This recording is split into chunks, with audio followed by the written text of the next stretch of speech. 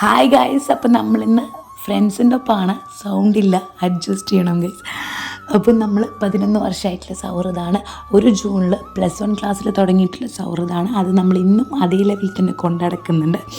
അപ്പോൾ ഇടയ്ക്കൊരു കൂടുതൽ നമുക്കുള്ളതാണ്. അപ്പോൾ ഇന്ന് ശ്രീൻ്റെ വീട്ടിലാണ്. കഴിഞ്ഞ പ്രാവശ്യം കിച്ചുവിൻ്റെ വീട്ടിൽ കണ്ടു നിർത്തിയ അതേ വൈബ് തന്നെ നമ്മൾ ഈ പ്രാവശ്യം സ്റ്റാർട്ട് ചെയ്തു. ഒരു കേക്ക് കട്ട് ചെയ്തു, മന്തിക്ക് കഴിച്ചു.